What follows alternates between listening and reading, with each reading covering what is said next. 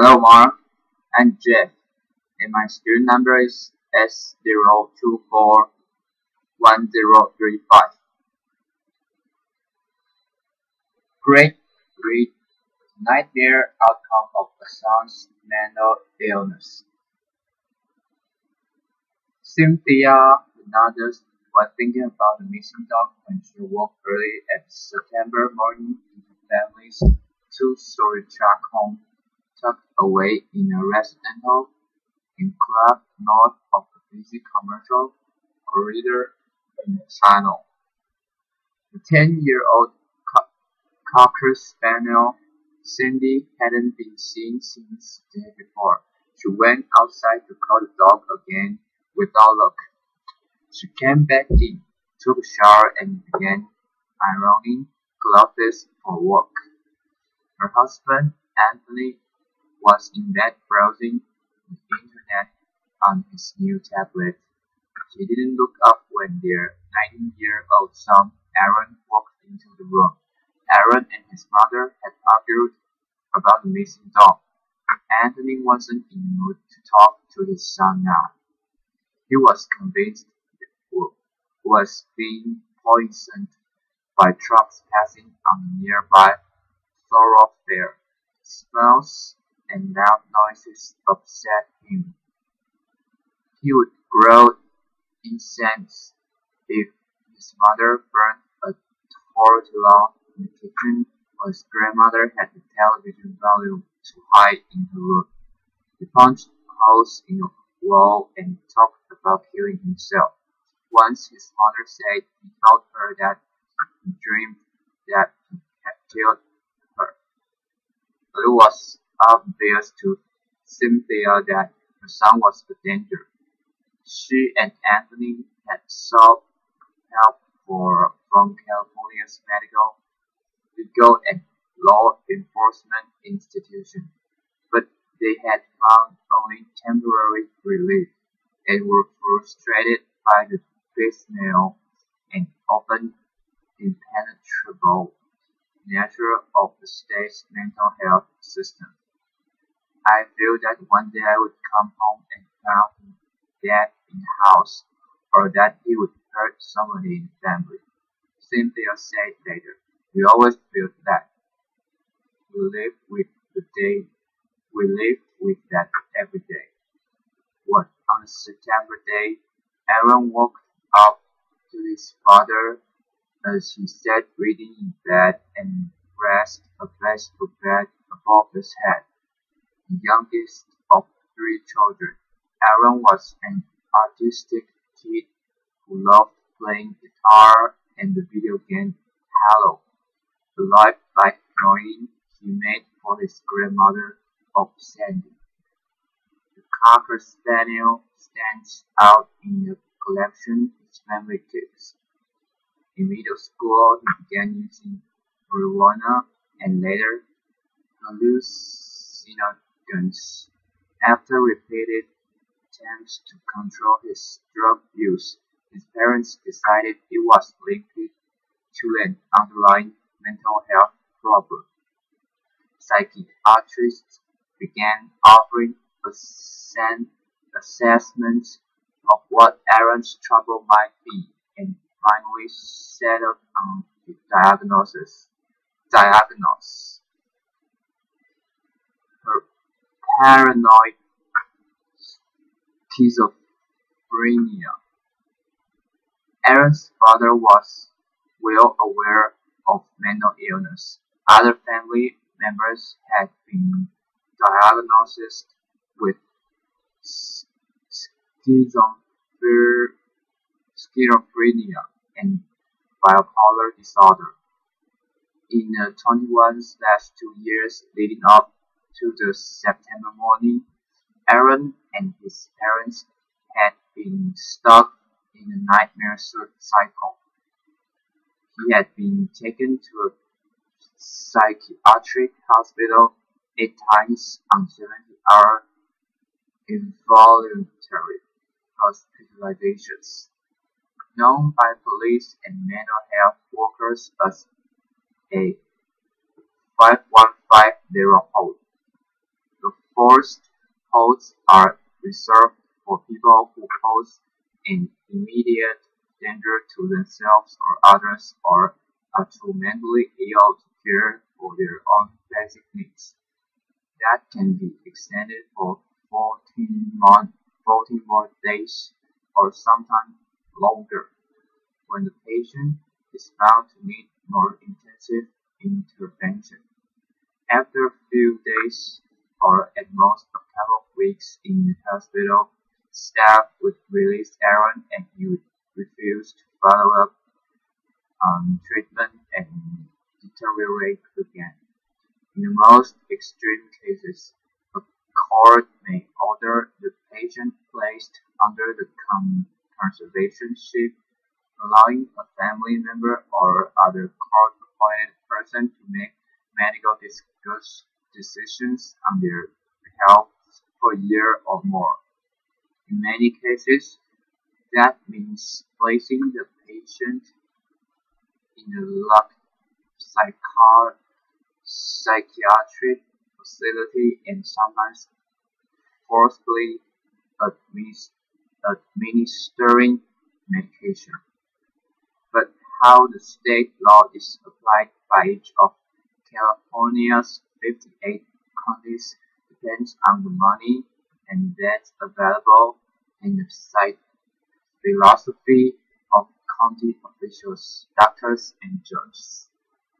What has in essence happened is that every county has sort of crafted the rules that meet their needs the best, says Sherry Krutenberg, Vice President of Behavioral Health for the California Hospital Aids.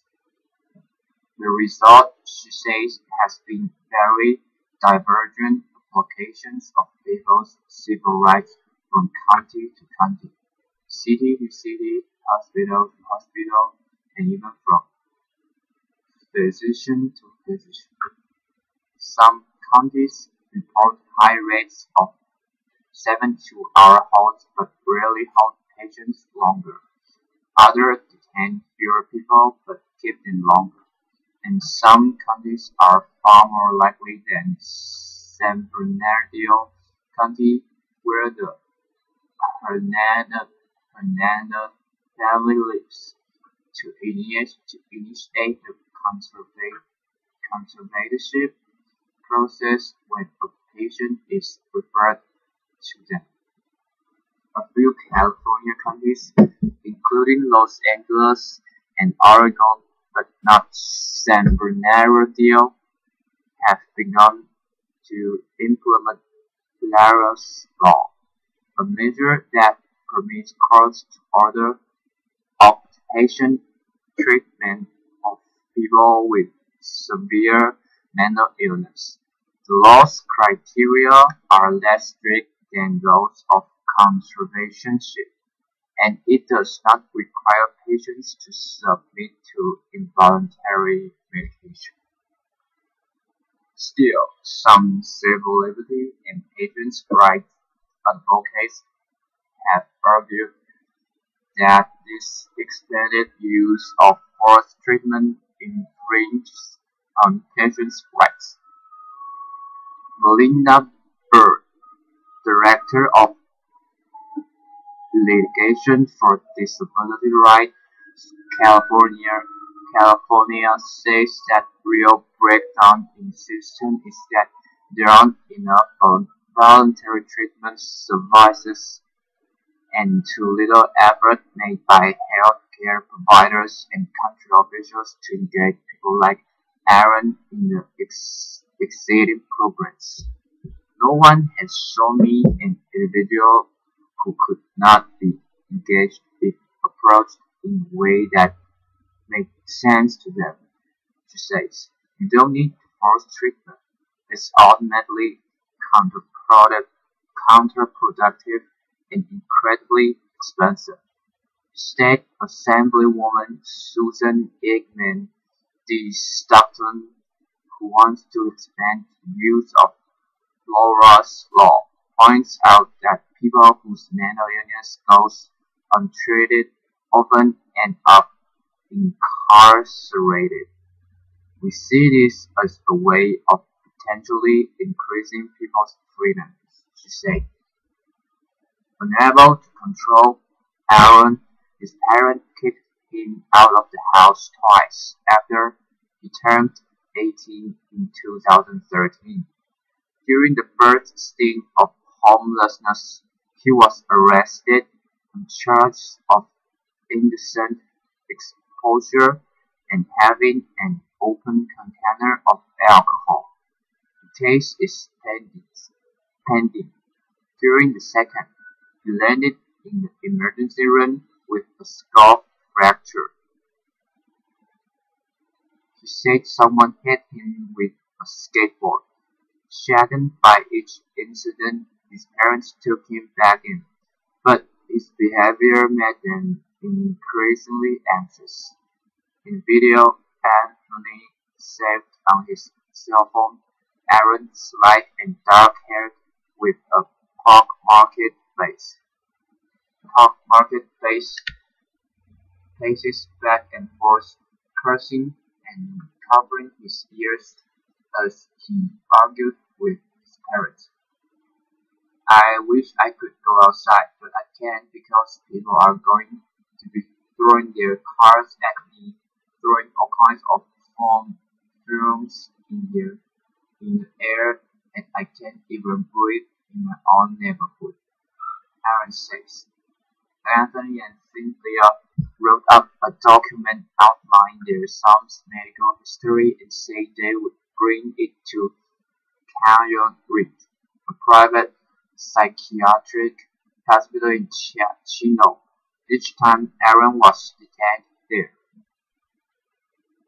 They wanted the doctors to make referral to the county of San Bernardino,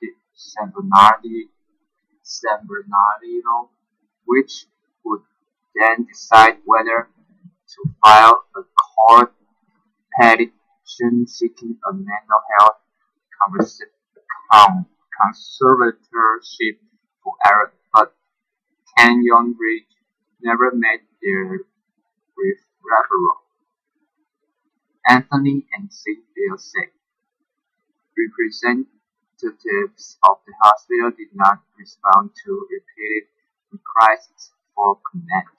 But advocates and healthcare providers say there can be disincentives against doctors recommending conservatorships and counties pursuing them, including the strict requirements for a patient to qualify, the time it takes a doctor to argue the case in court, and the shortage of long-term meds for psychiatric patients. Even in cases in which the provider recommends a conservatorship, the country still have to make a decision to pursue the case. In some counties like Los Angeles and Alameda, the Public Guardian's Office files a court petition nearly every time a healthcare provider refers a patient for a conservatorship, according to data provided in response to requests by the Times. LA, for instance, has filed petitions on 100% of the approximately 1,200 referrals it received each year. In San Bernardino County, the average was 34%. Karen Curvens, the spokeswoman for San Bernardino County Department of Behavioral Health, said investigators petition for conservatorship only when there are no other alternatives available. It's not clear what the county would have decided if the private psychiatric hospital where Aaron was taken during his 5150 commitment, had referred him for evaluation.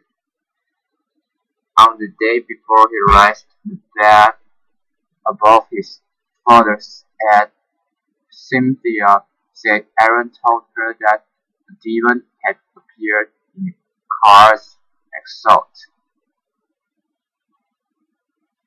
She called the county mental health crisis team and tried to put Aaron on the phone with them, but he refused. She said the crisis unit sent a police officer to the house by the time he arrived. However, Aaron had calmed down. When the officer asked if he wanted to hurt himself or anyone else, he said no. Later that day, with his father at work and his mother out on an errand, Aaron let the family's spaniel Sandy outside. He lifted a baseball bat and brought it down on the door, pounding her until she was dead. Next morning, Aaron put the sand bat down on his father's thoughts. Ultimately, a stuggy 52-year-old managed to wrest the bat from his 100-pound son. He didn't see the knife in Aaron's other hand until the young man sank it into his temple. "Why are you doing this, son?" Anthony asked. They are going to take you to jail." "Just die, Dad," Aaron said. "Just die." Cynthia ran outside to look for help. Aaron found her in the neighbor's yard and slashed and stabbed her too. Emergency room doctors were able to stitch up Aaron and Cynthia's wound, including one gash on the mother's neck that barely missed the artery. They pulled a fragment of the knife from her skull. Police officer chased down Aaron and subdued him with a taser.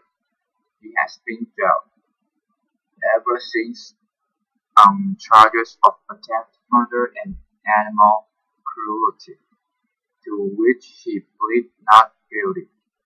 In late March, a San Bernardino County Superior Court judge decided that he was competent to stand trial. The trial date has not been set. From the beginning, Aaron called his parents from jail every day and sent rambling letters with drawings of heroes and monsters. Anthony goes 2 or 3 times a week to visit him. It took Cynthia longer to work up the nerve to face her son after the attack. Aaron's brother and sisters do not speak to him. After a couple of months in jail, Aaron began taking medication. His letters changed, becoming more coherent. His parents said he began to write about feeling remorse. Both parents said they want their son to go to a state hospital for treatment, not to prison. "I'm almost relieved that it happened this way, because now we're going to have something done," Anthony said week after the attack. A stitched up gash running all the way from his eye to his ear, which is odd to say, strange to feel this way, but this is what we're left with. In a jailhouse interview with the Times, Aaron chokes up when he describes killing Sandy. "I thought, I can't believe this. I just took my dog fight that I love so much." He said it was the evil within me trying to take over so-called anger I had stored up inside of me. "You sent that could have killed his father. He says his mind is clearer now. I'm really thankful that my parents are still here. Thai chef writers Sandra Poindexter and Dawn Smith contributed to this report. I wish I could go outside, but I can't because people are going to be throwing their cars at me and throwing all kinds of films. Thank you for your listening. Bye bye.